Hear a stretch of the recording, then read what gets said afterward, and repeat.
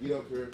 That's how Quintus Harris gets up and back down from his second-floor unit at the Maple Walk Apartments in DeKalb County.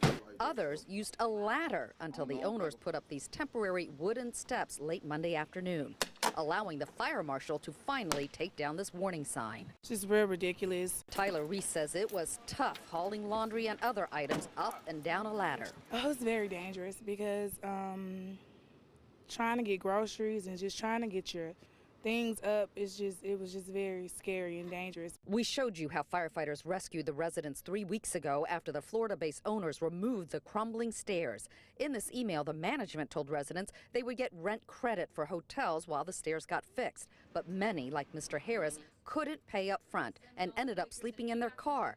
He even held Father's Day in the complex parking lot with his 2 children. These are pictures he shared with us. I had to sleep in my car for 2-3 weeks. I ain't been able to wash my clothes. I ain't been able to really get food upstairs. Residents say eventually they had to get home, so they used a ladder to climb up. These individuals were living in cars. Some had no place to go.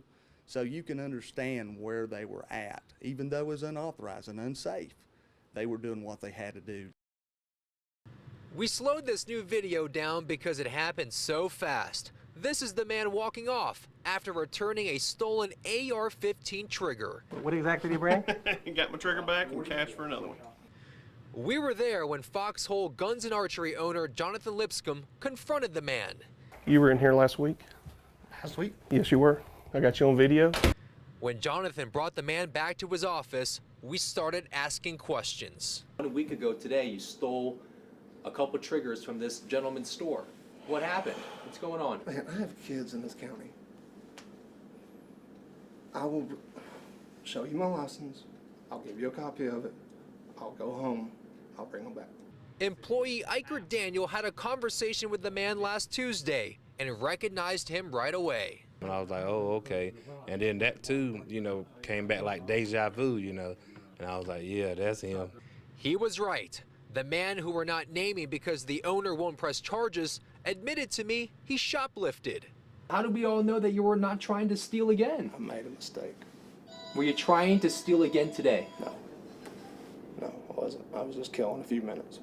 The owner believes he was attempting to steal again. Now he has the trigger back and even some cash. They secretly decided to keep our money that we paid to have this bill paid and never told us about that. After Jack Richardson blew the whistle on his own high-end condo complex, we discovered that Atlanta Watershed failed to bill the complex for all of its sewer and most of its water services for well over a decade.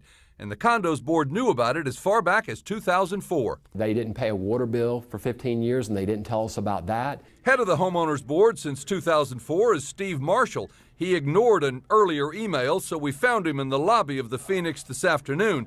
He spotted us and ducked into a closet where he stayed for 20 minutes. More on that in a moment. Jack Richardson's unhappy because he says he and other residents spent years sending a utility management company monthly fees to pay for amenities such as fountains, landscaping, and the swimming pool. And they sent monthly checks to the same company for their personal water and sewer. But most of that money never made its way to the city. One example. From 2010 to 2015, our building reported paying $47,000 in water and sewer charges. That's when we should have paid, over those same 5 years, approximately $240,000. Richardson says he figured once Channel 2 dug into the city's records, the watershed department would demand payment for more than a decade of unbilled services to the Phoenix. Instead, the city dropped the matter. And the city's just going to let us off scot-free. We wanted to get the HOA's side, but Mr. Marshall didn't want to talk. Richard Belcher from Channel 2. Night or day, you can spot sleepers on the streetcars.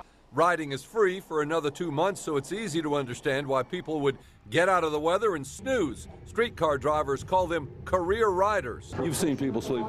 Yeah, I've even fell asleep.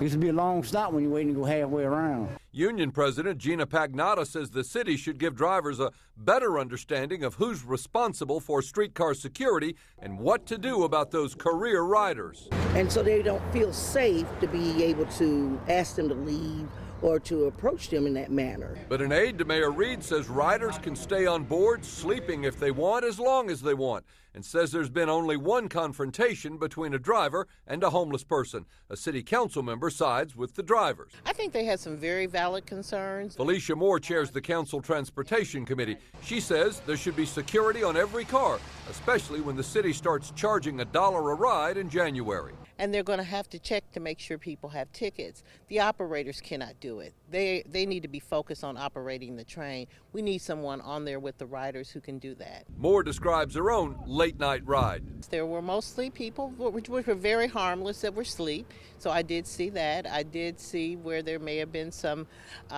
public urination perhaps that happened. I think that may have occurred. I did see that there was not security on the train.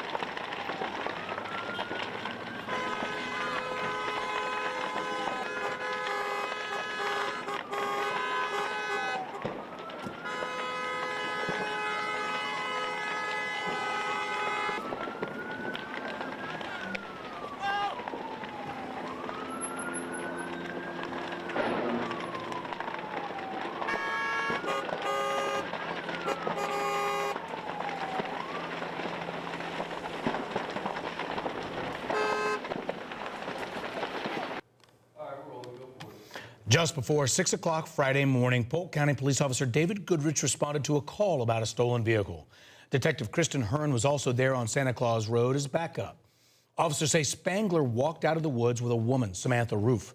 They say Spangler pulled out a gun and shot both officers. Officer Goodrich was wearing a protective vest. Detective Hearn was not. She was killed. Police quickly captured Roof, but it was nearly a 9-hour multi-agency manhunt to find Spangler. News Chopper 2 flew over Cave Springs Road just before 3 p.m. as officers took Spangler into custody. He was naked. We've blurred the video here. Spangler was dressed in an orange suit when police walked him into the jail. We asked Spangler if he fired those deadly shots, but he had nothing to say. In a track.